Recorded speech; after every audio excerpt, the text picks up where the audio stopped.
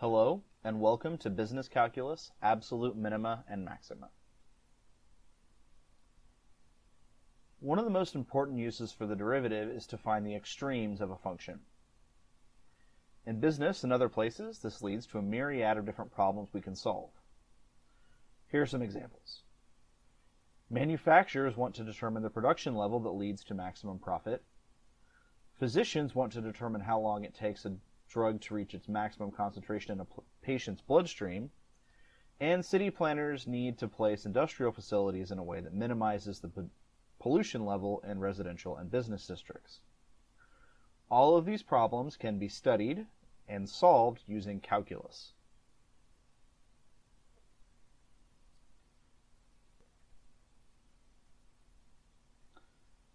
Absolute extrema.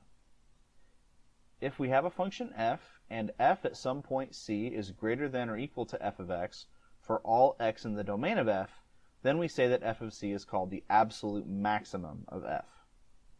Likewise, if f at some point c is less than or equal to f of x for all x in the domain of f, then we call f of c the absolute minimum. Collectively, we refer to these minima and maxima of the function as its absolute extrema.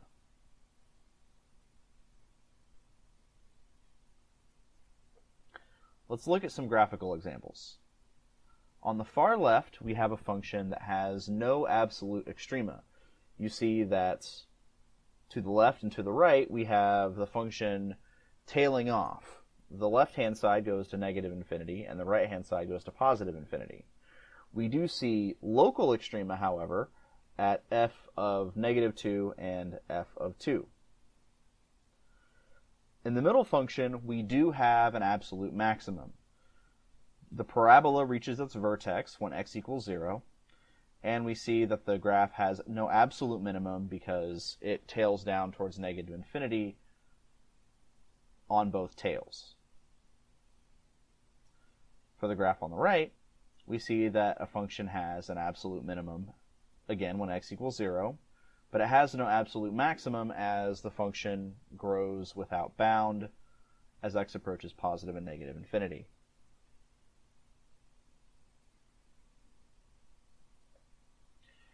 When it comes to determining the absolute extrema of a function, we also have to consider the endpoints.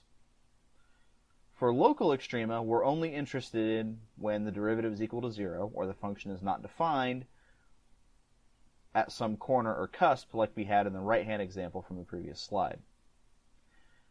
The candidates for absolute extrema, however, include any places where the first derivative changes sign and the edges of the function's domain. So endpoints matter a lot. This matters because in business or physical applications, the mathematical function may have its domain reduced.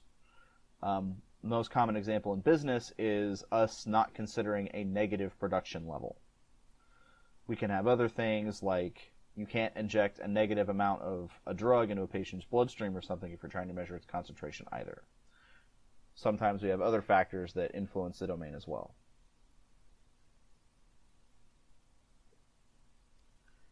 This all leads to the extreme value theorem. A function f that is continuous on a closed interval from a to b has both an absolute maximum and an absolute minimum on that interval.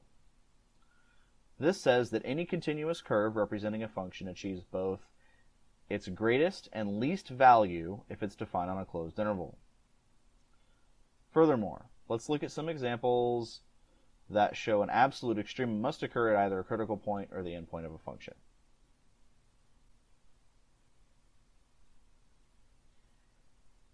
Here we have some graphical examples, all of the same function, f of x, shown at the top of the slide. If we allowed this function's domain to run from positive to negative infinity, we would see that it would have tails that went off forever in both directions. However, on the graph on the left, we have restricted its domain to run from negative 3 to 3. It achieves its absolute minimum on the left-hand endpoint when x equals negative 3, and it achieves its maximum value when x equals 3 on the right-hand side of the graph. In the middle, we see the same function but with a different domain. It runs from negative square root of 6 to the square root of 6, which happens to be the x-intercepts of the graph. we see that now the absolute maximum and absolute minimum occur where the local maximum and local minimum occur as prescribed by the first derivative being equal to 0. These are the values that you would achieve if you calculated the first derivative and found where it was equal to 0 yourself. In the final example on the right, we have restricted the domain even further, having it range from -1 to 2. We see that the absolute maximum of the function occurs when the function is equal to when x is equal to -1, and that stops just short of where the actual local maximum would be if we compare it to the other graphs that are more filled in. And then on the right-hand side, we see that the absolute minimum occurs where the local minimum occurs because the domain does not restrict that point from being part of the domain.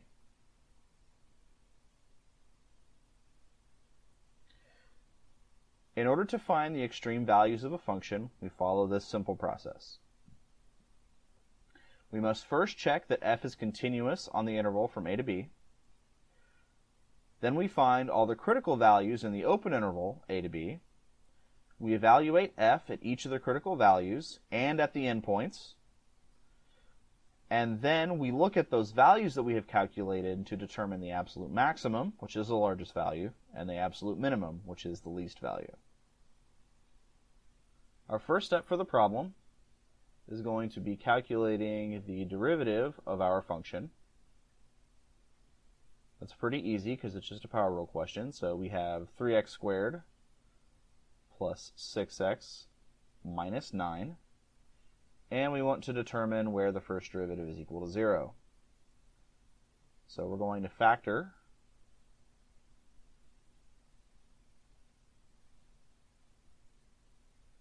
there should be a plus sign here. Apologies for that.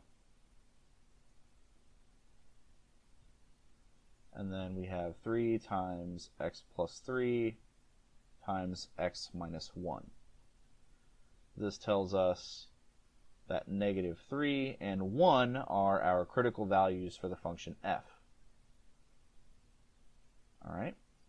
Now we want to look at each of these domains to determine the absolute extrema. Our first domain is -6 to 4. So we just plug each of these values into our function, the original function, to determine which is the absolute minimum and absolute maximum. All right. We can all do the arithmetic, so we're going to skip ahead a little here and write out the values. Again, we're plugging into the original function f.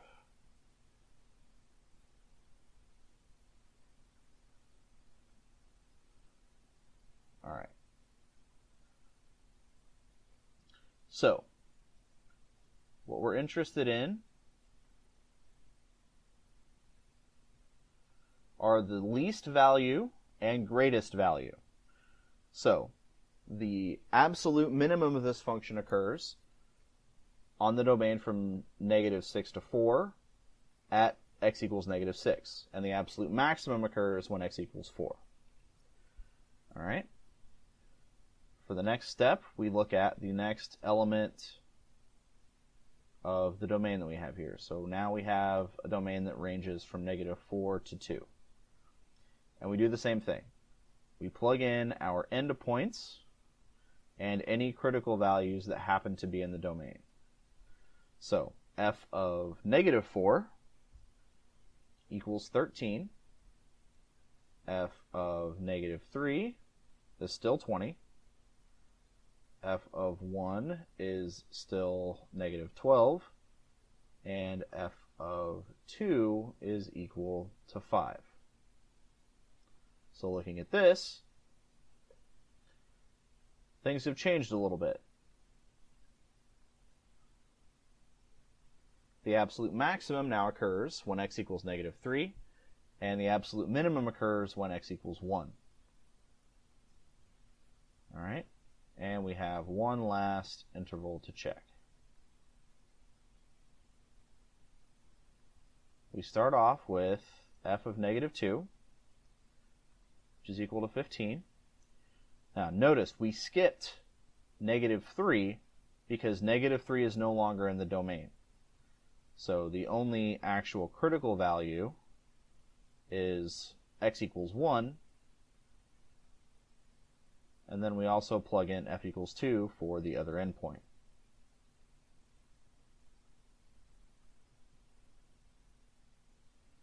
And we see that the maximum occurs when x equals negative 2, and the minimum occurs when x is equal to 1. All right, that's all there is to it. You calculate the first derivative, determine the critical values, and then after you have the critical values in the endpoints, plug them into the original function and pick the biggest and smallest numbers.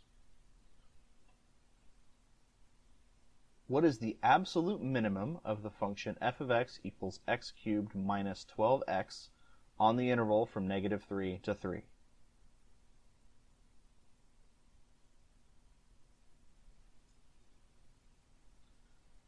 Is it 2, negative 16, 3, negative 9, 2.5, negative 20, or none of these?